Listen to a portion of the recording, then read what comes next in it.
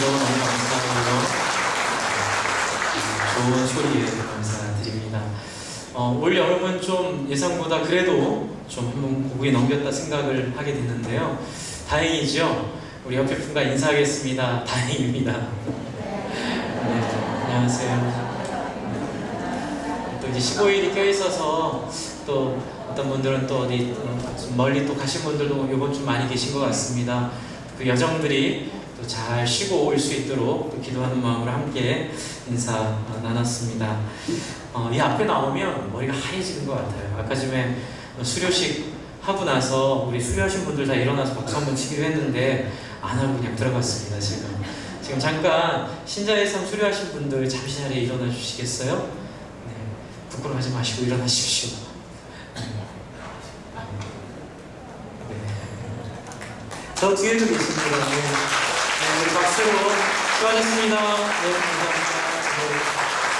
감사합니다. 앉아주시면 감사하겠습니다. 저희가 앞에 나와서 다 이걸 좀 수요하려고 했는데 좀 이렇게 1부, 2부가 나뉘어 있어서 이거 좀 구별하기가 어려울 것 같아서 이렇게 인사로 대신하겠습니다. 끝나고 나시면 우리 강수님께서 앞에서 이 패를 드리도록 하겠습니다.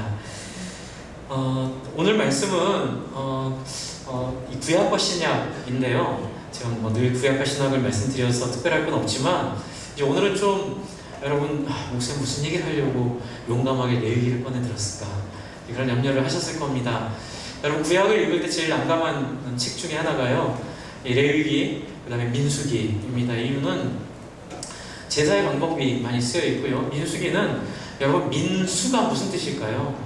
사람의 숫자를 센다는 거예요. 성경인데 사람의 숫자를 센다는 제목이 붙을 만큼 민수기는 재미가 없습니다. 뭐 몇 명이 누구가 몇 명이고 누구가 몇 명이고. 근데 여러분이 이 내용을 좀 이해하려면 역사적 배경을 좀 이해를 하셔야 되는데요. 창세기는 하나님이 천지를 창조하시고 이스라엘 백성의 기초가 됐던 아브라함의 자손들까지 얘기가 창세기에 있죠. 출애굽기는 창세기에 하나님이 구성한 하나님의 사람 아브라함의 자손들을 애굽의 종으로 끌려가게 한 섭리 속에서 어떻게 합니까? 애굽을 시키는 거죠. 탈출을 시키는 얘기입니다. 근데 탈출이 목적이 아니죠. 탈출은 하나님의 백성 됨을 위한 탈출입니다. 단순히 탈출만 하면 큰일 나죠. 하나님의 백성이 되기 위한 탈출입니다. 그래서 출애굽기 19장이 너무너무 중요하게 우리에게는 제가 말씀을 몇 번 드렸습니다. 그리고 나서 출애굽기에 하나님의 백성이 되고 나서 여러분 하나님의 백성으로 어떻게 살 것인가를 알려주시는 게 십계명이고요. 하나님의 백성이 됐으니 어떻게 해야 됩니까? 하나님과 함께 살아야죠. 그게 바로 장막, 그러니까는 그 성막을 어떻게 만들지, 그리고 성막에서 하나님은 어떻게 예의를 차려서 하나님께 나아갈지를 말하는 게 제사방과 레위기의 내용입니다. 그런데 이제 모세에게 하나님께서 약속하신 게 또 하나 있죠. 가나안이라고 있습니다. 여러분 여호수아서부터는 가나안 땅에 들어간 얘기입니다. 그런데 그 다음엔 레위기, 민수기, 신명기 이 두 권은 광야에서 40년 고생하거든요. 40년 동안 어떻게 고생했는지를 써주고요. 신명기는 그 고생을 잘 교훈 삼아 가나안에 들어가서는 그런 식으로 살지 말아라. 하나님의 뜻을 따라 살아라라고 말하는 게 신명기 모세의 설교입니다. 그래서 오늘 저희가 읽은 이 레위기서는 제가 레위기를 정한 이유는 다른 데 있는 게 아니고요. 저희가 지금 7월, 8월 매일 성경으로 매일 하루에 한 장씩 성경을 묵상하고 있는데 이 성경 묵상의 지금 과정이 민수기입니다.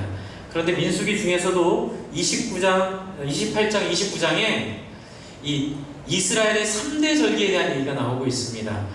그래서 이제 오늘 절기를 말하려고 이 레위기를 갖고 온 겁니다. 근데 민수기 29장, 28장을 말하려고 하니까요 너무 길고 그리고 너무 복잡해 보여서 그냥 아예 초반에 하나님이 40년 전에 그러니까 민수기 28장, 29장은 가나안에 바로 들어가기 직전에 40년 만에 하나님이 주신 부탁을 상기하는 얘기거든요.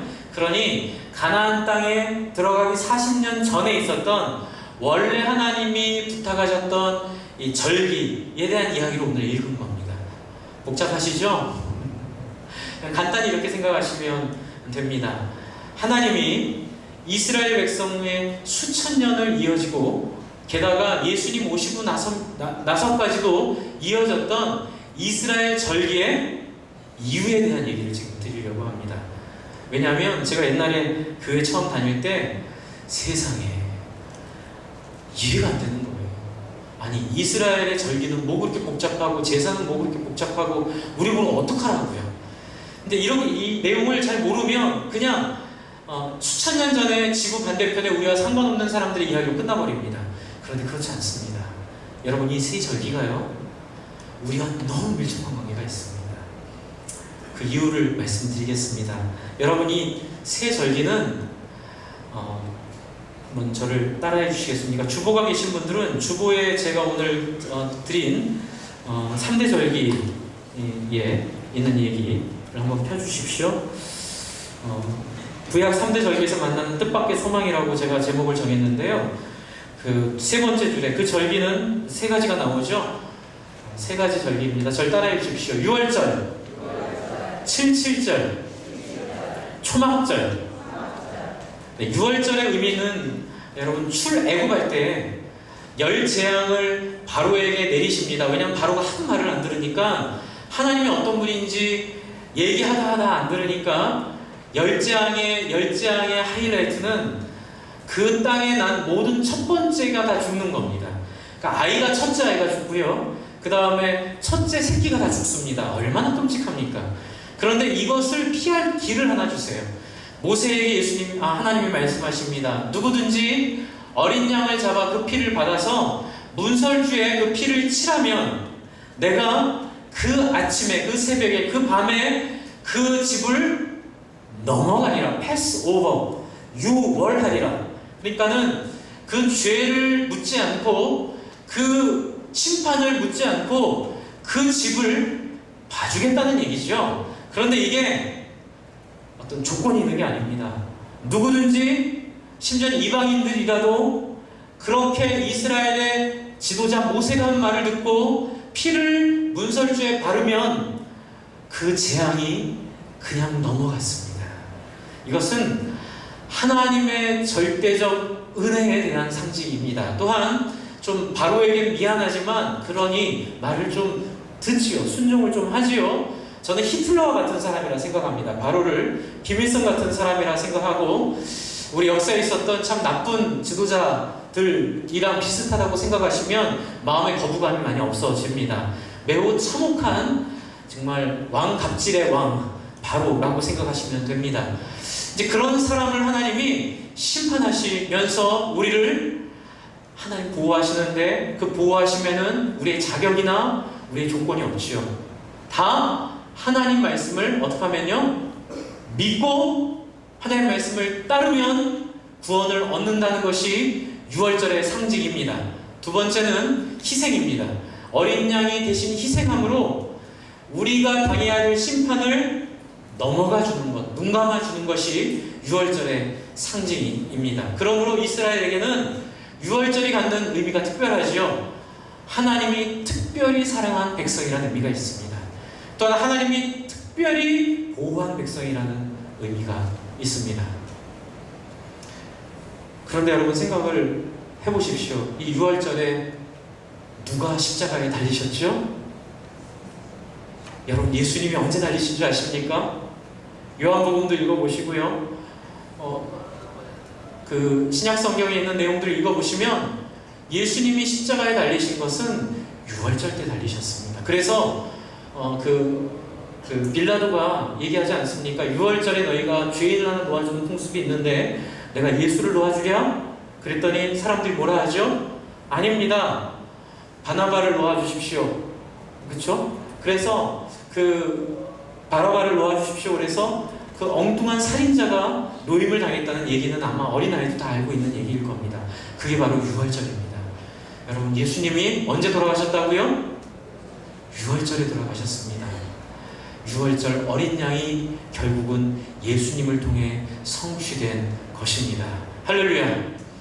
여러분, 단순히 하나님이 6월절을 이스라엘의 관계에서만 주신 게 아니라 이미 이 인류를 어떻게 구원할 것인지에 대한 계획을 가지고 계시고, 그 계획을 이루시는데 하나님의 이스라엘과 맺은 언약과 그 절기를 근거 삼아, 전제 삼아 하나님께서 우리를 구원하셨다는 의미가 이 6월절에 있습니다. 그런데 여러분 77절입니다. 두 번째 절기는 77절인데요. 여러분 6월절이 패스오버 의미가 이 이름 안에 있잖아요. 그러면 77절의 의미는 뭘까요? 77하지 못해서 77절일까요? 죄송합니다. 아재기가 한번 해봤습니다. 77절은 왜 77절일까요?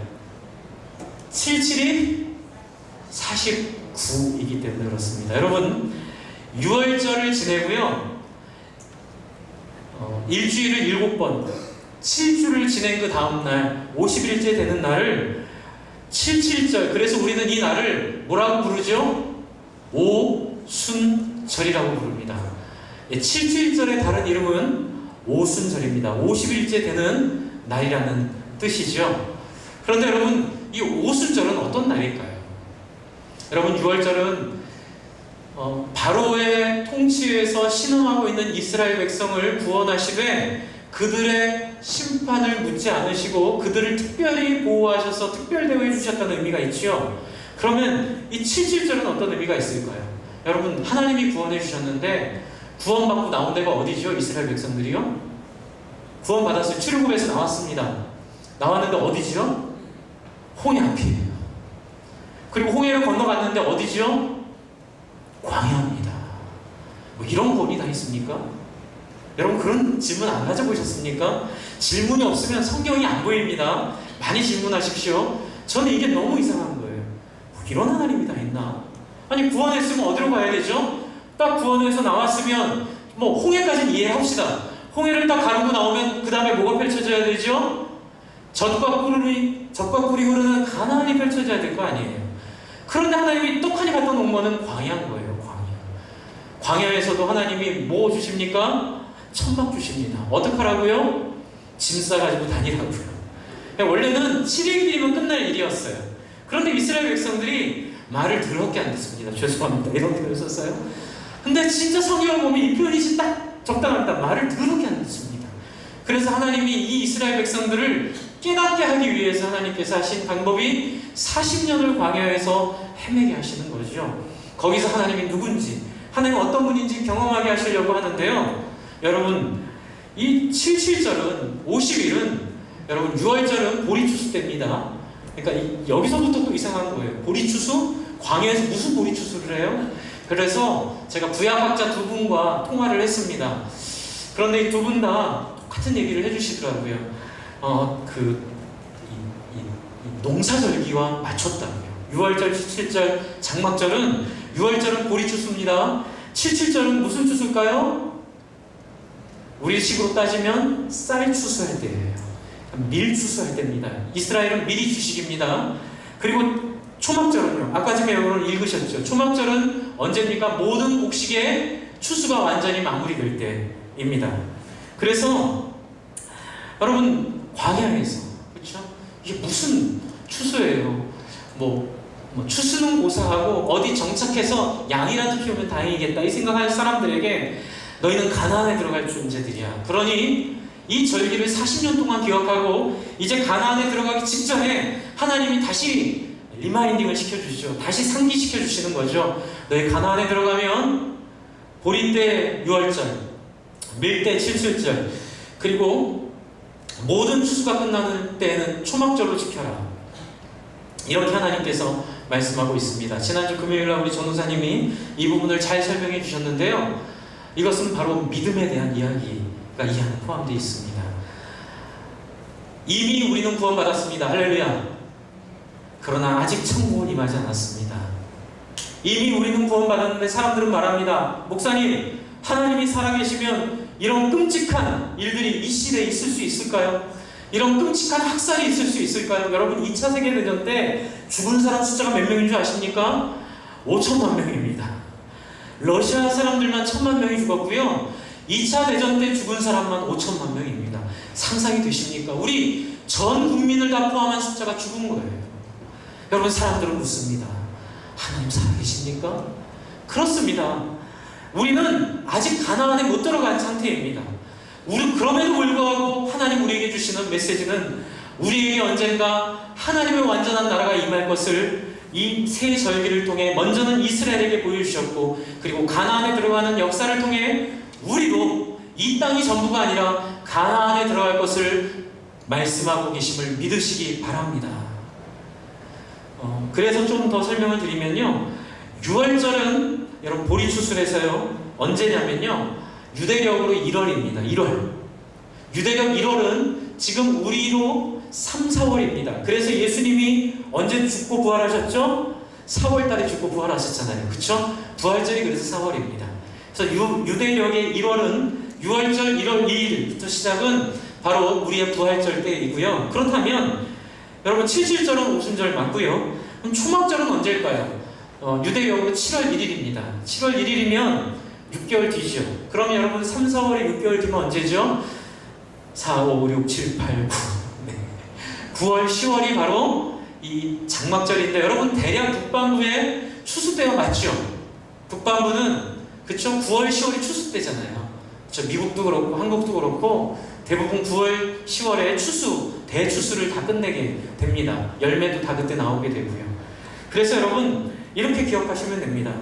6월절 한 3, 4월에 있고요. 77절은 그 뒤로 50일에 있고요. 그리고 9월, 10월 정도에 이 초막절을 지키게 됐는데, 제가 아까 말씀드렸던 이 77절에 미리 추수한다고 그랬죠? 그런데 77절에 신약성경에 누가 오시죠? 주님의 성령이 오순절에 임하셨죠. 그쵸? 사도행전 2장에 보면 주님의 성령이 오순절에 임하신 이쯤 되면 등골이 서늘해집니다. 제가 처음 성경 공부하다가 이 내용을 딱 안 순간 무서워지더라고요. 6월절에 예수를 십자가에 달리게 하신 하나님께서 오순절에 성령을 부으신 이유는 뭘까요? 여러분 성령은 어떤 의미를 갖고 있습니까? 여러분 우리는 아직 가나안에 못 들어갔지만 미를 추수할 걸 믿는 것처럼, 우리는 아직 하나님의 나라에 들어가지 못하고 죄인인 상태로 살아가지만 예수 그리스도의 십자가로 가나안에 들어간 사람처럼 거룩해졌음을 믿으십니까? 그런데 문제가 있습니다. 믿기는 하는데요, 네, 죄송한 표현 쓸게요. 제 꼬라지를 보면 터무니없는 얘기인 거예요. 제가 늘 힘든 게요, 예수님이 말씀하신 마태복음 5장부터 나와 있는 이 산상수훈을 읽을 때 너무 힘듭니다. 왜요? 산상수훈은 내가 할 수 없는 얘기만 하거든요. 그리고 예수님이랑 저를 비교하면요 절망이 됩니다. 왜요? 저는 예수님의 발끝도 쫓아갈 수가 없는데, 그런데 문제는 뭐죠? 이웃을 내 몸과 같이 사랑하라시는 거예요. 그리고 심지어 입으로 주여 주여 하는 자마다 다 천국에 들어갈 수 없고, 내가 가르쳐주고 내 아버지의 뜻대로 행하는 자마다 천국 갈 수 있다고 하니 이 답답함을 어떻게 하겠습니까? 광야에서 헤매는 이스라엘 백성이 너희는 가나안에 들어가 밀을 추수할 거야 라고 말하는 걸 듣는 공허한 만큼이나, 예수를 믿고 구원받았지만 하나님의 말씀과 터무니없이 거리에 있는 우리의 모습을 보면서 우리는 절망할 수밖에 없습니다. 그때 우리에게 밀추수가 있음을 보여주는 것이 바로 성령의 임함임을 믿습니다.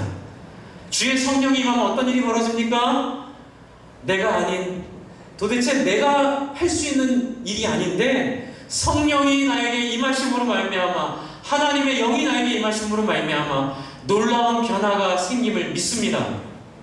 이웃이 사랑되기 시작하는 거예요. 옛날에는 TV를 틀었을 때 아프리카 기아를 당하고 있는 아이들 다큐멘터리 틀면 짜증 나시는 분도 있지 않았습니까? 제 아는 분이 저희 아버지가 그러셨습니다. 굉장히 불편해 하시는 거예요. 나중에 보니까 그렇게 하지 못하는 자기 자신이 굉장히 불편하신 거더라고요. 제가 이제 아버님 경상에 계실 때 계속 그 얘기를 했거든요. 이웃을 섬기고 사랑하는 게 예수 믿는 거니까 아버지 좀 푸시지요.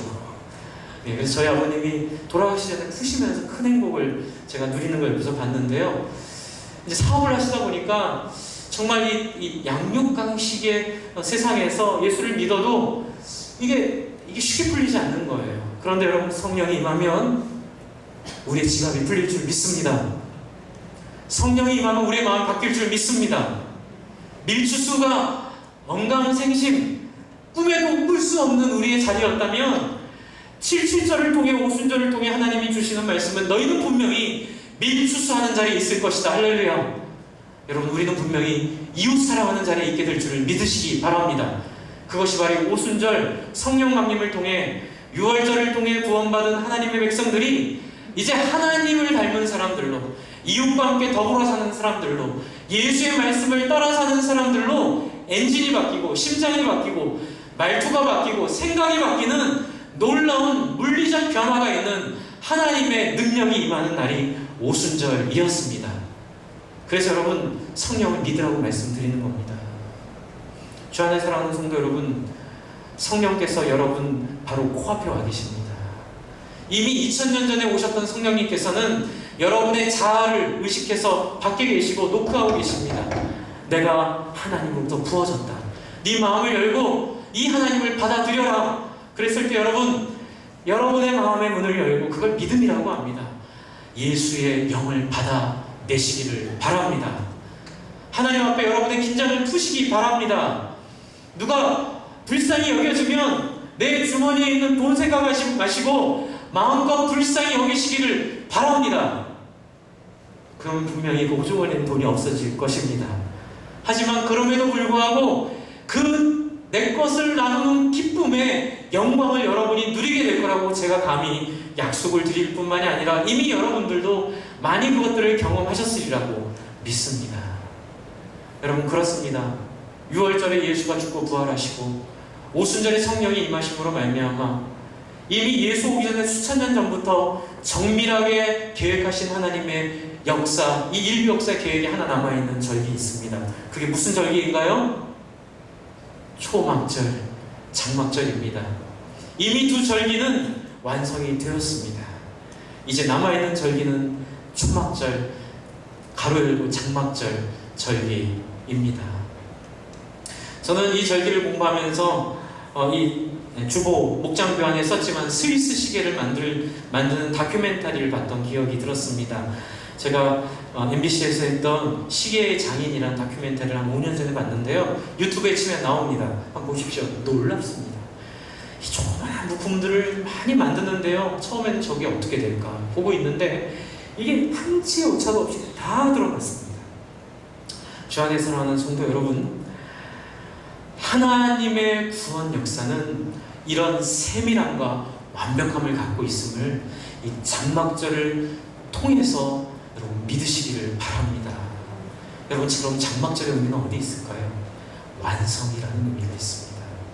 모든 추수를 다 마치고 이제 여러분 농사를 지을 때 그 조마조마함 있잖아요. 농사 잘 될까? 망치지는 않을까? 우리의 삶은 어떻게 될까? 우리의 구원은 어떻게 될까? 비슷한 걱정입니다. 그런데 마지막 추수 다 마치고, 그쵸? 열매도 다 걷고요. 호박도, 그리고 감도, 그쵸? 우리 추석 때 생각하시면 됩니다. 우리에게 필요한 콩이고 뭐고 다 추수가 완전히 완성됐을 때 장막절이 상징하는 건 잔치입니다. 여러분, 우리의 삶을 완전하게 책임지신 하나님에 대한 감사입니다. 그리고 이 감사를 누구와 함께 하는 거죠? 하나님과 함께 하는 겁니다. 하나님, 내가 평생 걱정했던 염려 지나고 보니 괜한 염려였네요. 하나님, 감사합니다. 일이 될 줄 알았다면 염려 안 하고 살았을 텐데, 일이 될 줄 알았다면 좀 더 자유하고 살았을 텐데, 이 세상에서 실패할까봐, 이 세상에서 굶주릴까봐, 이 세상에서 어려울까봐 괜한 염려하며 살았네요 라는 이 성취한 사람만이 느낄 수 있는 감사가 장막절의 상징입니다.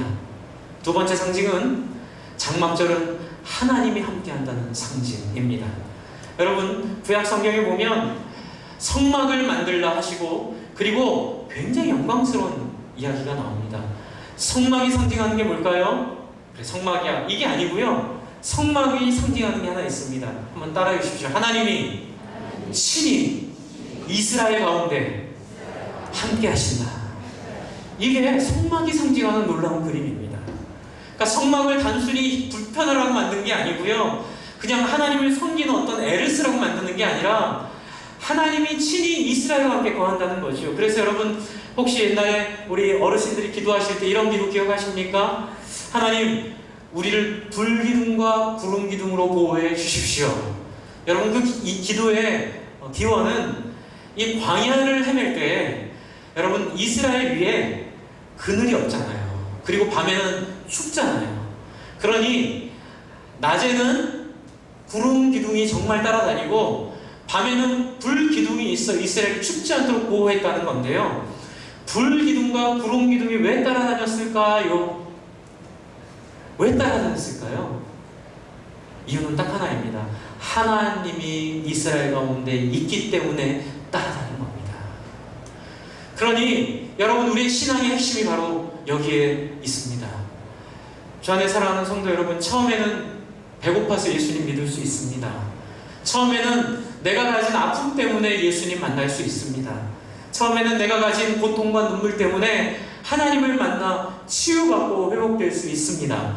그러면 여러분 암이 났다고 칩시다. 뇌종양이 났다고 칩시다. 정말 히스기야처럼 당장 죽음을 선고받았는데 그 치유를 받아 15년을 더 살았다고 칩시다. 그런데 여러분 제가 여쭤보겠습니다. 그렇다면 여기서 정말 중요한 것은 치유받음일까요? 하나님이 함께 하심일까요? 그렇습니다. 네, 치유받음은 하나님 함께 하심의 상징이어야 하는데 너무나 많은 분들이 이 부분을 놓쳐버리십니다. 그래서 요즘에 많이 이렇게 돌아다니는 문자가 어느 분들이 이렇게 여쭤보시는데 참 제가 가슴 아픈 게 그런 부분들이에요. 기독교를 흉내내지만 전혀 기독교가 아닌 얘기들이 많이 돌아다닙니다. 이런 얘기가 있더라고요. 하나님의 백성 무조건 성공해야 됩니다. 하나님의 백성은 아프면 안 됩니다.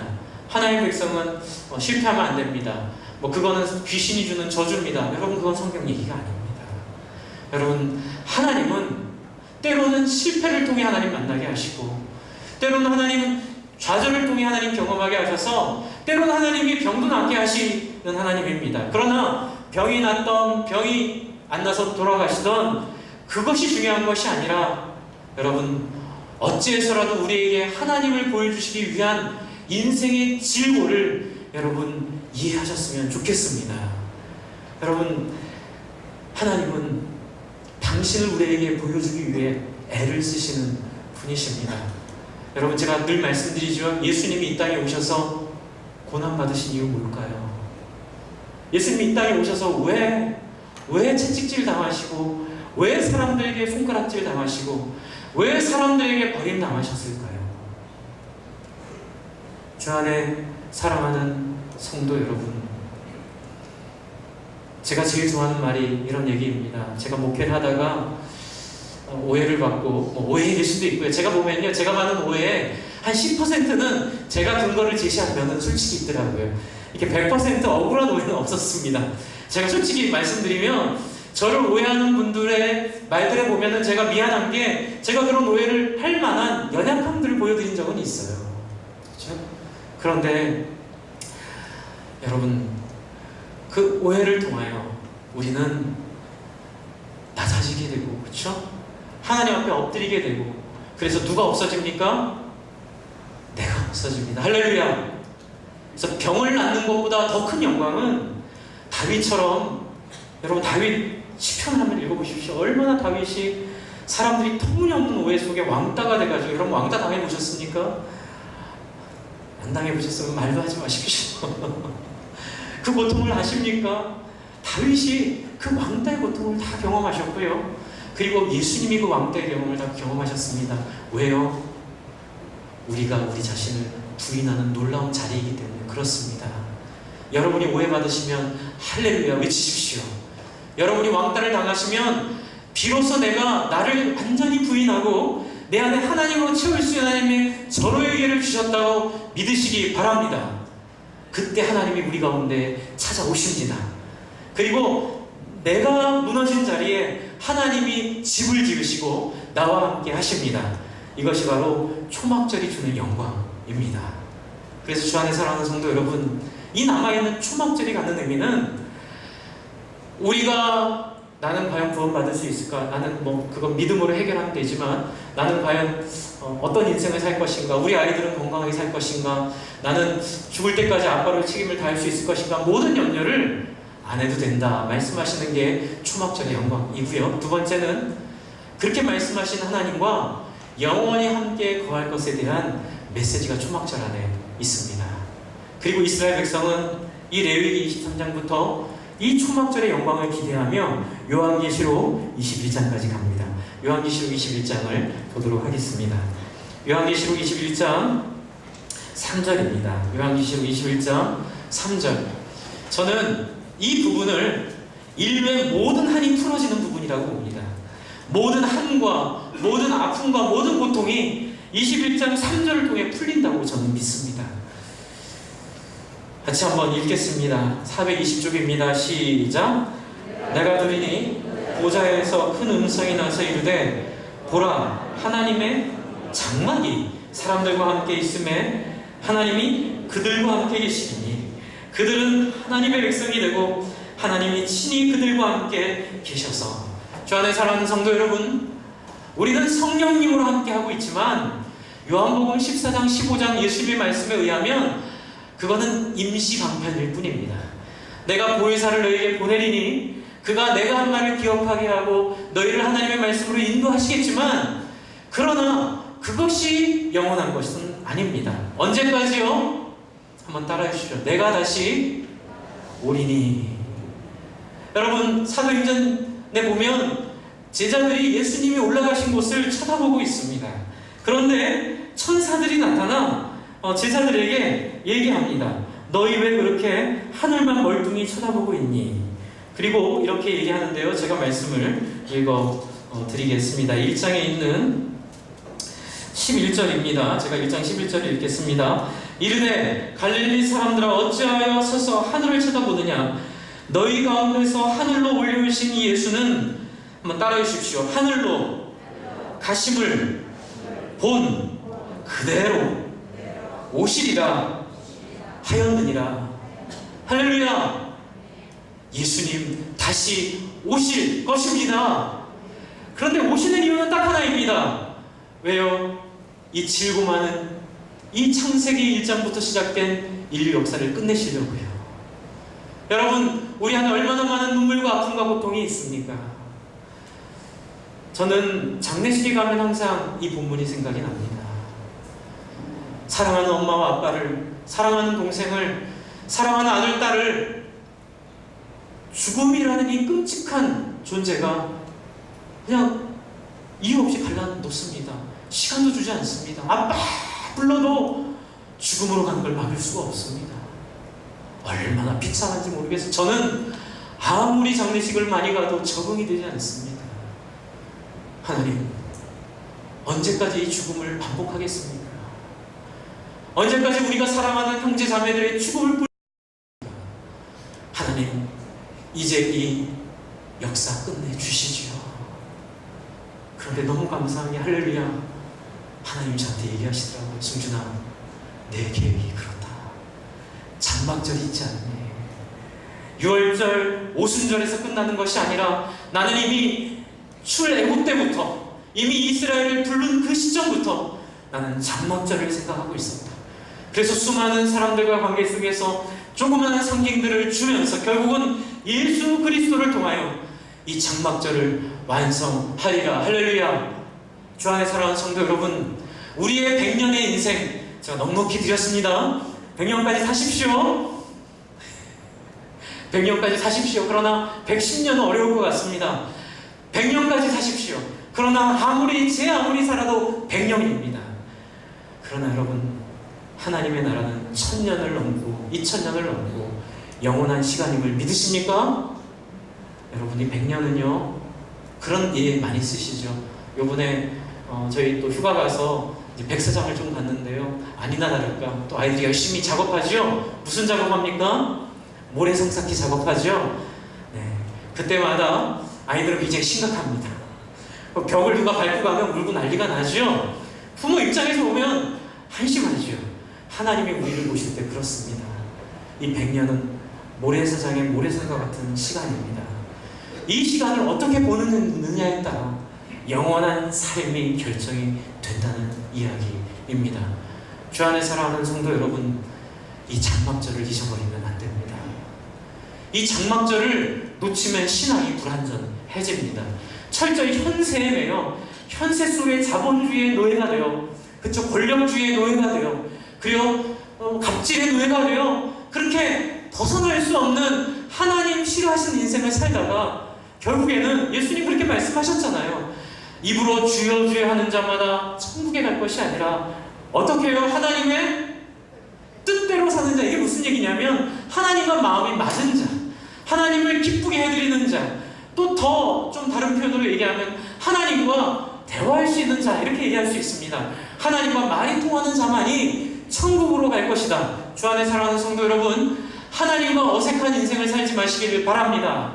중요한 것은 신앙의 종교의 어떤 내용들이나 어떤 형식이나 교리들이 아닙니다. 중요하죠. 교리도 중요하고 형식도 중요하고 신학도 중요하고 다 중요합니다. 그러나 이 모든 것들이 어떻게 해야 됩니까? 한번 따라해 주십시오. 하나님과 마음이 맞는 사람으로 만들기 위해 존재하는 줄 믿으시기 바랍니다. 교리도 하나님 만나게 해야 될 줄 믿습니다. 신학도 하나님 만나게 해야 될 줄 믿습니다. 그래서 하나님을 만나 인격이 바뀌고, 하나님을 만나 세계관이 바뀌고, 하나님을 만나 성품이 바뀌고, 하나님을 만나 돈에 대한 철학이 바뀌는 사람으로 하나님이 여러분을 만들기 위하여 유월절 예수 그리스도 오순절 성령님을 보내주셨음을 믿으시기 바랍니다. 저는 이 말 너무 좋아합니다. 하나님이 세상을 이처럼 사랑하사 할 것 다 하신 거예요. 하나님은 더 이상 할 게 없습니다. 하나님은 당신의 최선을 다하셨습니다. 그 최선 앞에 이제 우리가 마음을 열고 그깟 돈, 그깟 성공, 그깟 인정, 그깟 대접, 그깟 명예, 거기에 목숨 걸지 마십시오. 우리에게는 다시 오실 예수님이 있음을 믿습니다. 그런데 이 설교를 준비하면서 굉장히 두려운 게 하나 있었습니다. 이게 뭐냐면요, 이 구더기입니다. 구더기 무서워 잠 못 당그랴. 옛날에 저희 교수님께서 종말론 설교하시면서 맨 처음에 이 얘기하고 시작하셨거든요. 왜냐하면 이 예수님 다시 오심을 기대하는 것에 대한 너무 부정적인 이 샘플들, 모습들이 너무 많았던 거예요. 다미선교회 이장님 목사님, 그렇죠? 1992년 10월 1일인가요? 10월 31일인가요? 약간 장막자랑 겹쳐서 섬찟하긴 한데, 그러나 저희는 믿습니다. 그 시기와 때는 하나님만 아실 줄 믿습니다. 제가 그때라고 얘기 안 했습니다. 그거는 아닌데요. 이게 문제가 틀렸습니다. 그분은 제가 주보에 썼으니까 한번 읽어보십시오. 시기의 문제에 관심을 갖는 건 잘못된 겁니다. 왜요? 여러분, 다미선교가 보여준 실수는, 그리고 또 신천지에서 또 종말에 대한 얘기에도 관심을 갖고 14만 4천 명은 물리적 숫자니까 경쟁을 시키더라고요. 여러분이 14만 4천 명에 들어가기 위해선 하여튼 제가 들은 바로, 제가 본 바로는 모든 걸 다 팔아서 14만 4천 명에 들 열심을 해라, 뭐 이런 얘기하는 거 보면서 제가 똑같다, 이장님이랑 똑같다는 생각을 했는데요. 여러분, 이 구더기를 좀 박멸하고 그 다음 말씀 마무리하겠습니다. 구더기 박멸입니다. 구더기 박멸은 21장 4절에 있습니다. 요한계시록 21장 4절을 같이 읽겠습니다. 시작. 모든 눈물을 그 눈에서 닦아주시니 다시는 사망이 없고 애통하는 것이나 곡하는 것이나 아픈 것이 다시 있지 아니하리니 처음 것들이 다 지나갔음이더라. 이게 왜 구더기 박멸 살충제일까요? 주 안에 사랑하는 성도 여러분, 종말을 기다리는 동기가 뭡니까? 그것은 예수 믿는 동기와 연관이 되어 있습니다. 여러분, 예수를 잘못 믿은 분들은 항상 이 구더기 쪽으로 나가는 것 같아요. 여러분, 바로 자기 자신에 대한 관심에서 오는 종말에 대한 관심은 구더기입니다. 내가 너무 멸시받아서 한이 맺혀가지고 이 사람들에게 이 한 맺힌 것들을 한 번에 역전하는 이 대역전극을 이 종말로 착각을 하는 겁니다. 그래서 사람들을 향해서 너희는 그렇게 나를 무시했지? 그러나 나는 배운 것도 없고 나는 아무것도 너희들보다 부족하지만 나는 이렇게 특별히 선택받은 선민이 돼서 나는 휴거 받을 거야. 여러분, 휴거인지 아닌지도 모르겠습니다. 그런 것도 틀린, 때로는 뭐 일 수도 있고 아닐 수도 있겠는데 거기에 대한 관심도 굉장히 잘못된 관심입니다. 중요한 거 하나는 예수님 다시 오심이 분명합니다. 그런데 성경은 어떻게 오실지는 정확히 묘사를 안 하셨어요. 어딜 보면 휴거처럼 보이고요, 어딜 보면 또 아닌 것처럼 보이고요. 그러니 그런 관심에서 벗어나시기를 부탁을 드립니다. 주 안에 사랑하는 성도 여러분, 저는 이 말씀을 읽으며 그런 생각을 했습니다. 주님 오심을 기다리는 이유가 뭐가 되어야 될까요? 그럼 여러분, 예수님의 사역을 생각해 보십시오. 예수님의 사역은 누구를 위한 사역이었습니까? 이웃을 위한 사역이었습니다. 예수님 주특기가 하나 있습니다. 불쌍히 여기십니다. 예수님은 사람들을 불쌍히 여기시는데 아주 특화된 분이세요. 그래서 예수님은 사람들을 불쌍히 여기시고 긍휼히 여기시는 사역들을 하셨고, 우리에게 예수님처럼 살으라고 우리에게 십자가까지 보여주시며 우리를 부끄럽게 만드셨습니다. 그래서 우리로 회개케 하고 누구처럼 살게 하려고요? 예수처럼. 그렇습니다. 여러분, 이 4절에 있는 이 모든 눈물은 나의 눈물이 아닙니다. 이 모든 눈물은 내 이웃의 눈물을 포함하는 눈물입니다. 여러분, TV에서 어디 아프리카 아이들 굶고 있는 거 볼 때 많이 우셔야 합니다. 여러분, 어떤 그 유명한 분이 그런 얘기를 했다는 얘기를 제가 들었는데요. 참 기억에 오래 남는 이야기입니다. 내가 아무리 만족스럽고 내가 아무리 평안한 삶을 살아도 이 지구상에 굶는 사람 한 사람 있으면 내가 평안한 게 아니다. 할렐루야! 여러분, 다른 사람에 대한 센스, 다른 사람에 대한 불쌍히 여김, 다른 사람에 대한 민망히 여김이, 여러분, 예수 다시 오셔서 우리의 이웃들의 이 고통과 아픔과 눈물과 절망을 끝내게 하기 위한 소원이 되어야 될 줄을 믿습니다. 그래서 여러분이 종말에 대한 소원을 가지시되 나에 대한 이기적 소원에서 벗어나시면 됩니다. 그러면 구더기에 들어가지 않을 수 있습니다. 하지만 장은 중요한 겁니다. 장은 꼭 담가야 합니다. 여러분, 우리 신앙에 있어 이 오실 예수님을 기다리고 오실 예수님을 소망하며 주님 오심을 하루라도 혹시라도 우리가 당길 수만 있다면 하나님의 편이 되어 하나님의 소원을 같이 이루어드리기 위해 열심히 전도하고 선교하고 이웃들의 아픔을 돌아보는 그런 열심히 있는 동기로 이 예수님의 오심을 기다리는 저와 여러분 되시면 좋겠습니다. 여러분, 이게 너무너무 중요합니다. 그래서 뒤에 이제 혹시 시간이 되시면 쭉 읽어보시면 귀한 얘기들이 많이 나옵니다. 그래서 4절을 제가 잠깐 읽으면요, 모든 눈물을 그 눈에서 닦아주시니 다시는 사망이 없고 애통하는 것이나 곡하는 것이나 아픈 것이 다시 있지 아니하리니 처음 것들이 다 지나갔음이니라. 여러분, 이 메시지가, 주님 기다리는 메시지가 내가 문제가 없다 하더라도 이 시대에 있는 많은 권력자들의 그 비참한 모습들, 또 그 밑에 신음하고 있는, 또 질병 가운데 신음하고 있는, 또 전쟁 가운데 신음하고 있는 이 사람들을 향한 불쌍히 여김과 긍휼히 여김으로 말미암아 모든 눈물을 눈에서 닦아주신 그 나라를 간절히 기도하는 정말 예수 믿는 우리로서 하나님 앞에 나아가기를 부탁을 드리겠습니다. 마지막으로 한번 따라해 주십시오. 주 예수여, 어서 오시옵소서. 아멘. 제가 기도하겠습니다. 하나님 아버지, 그렇습니다. 우리는 문제가 없어도, 우리는 당장에 먹고 살만 하더라도 하나님, 이것이 다가 아니라 하나님, 이 지구상에 부당하게 핍박받고 굶어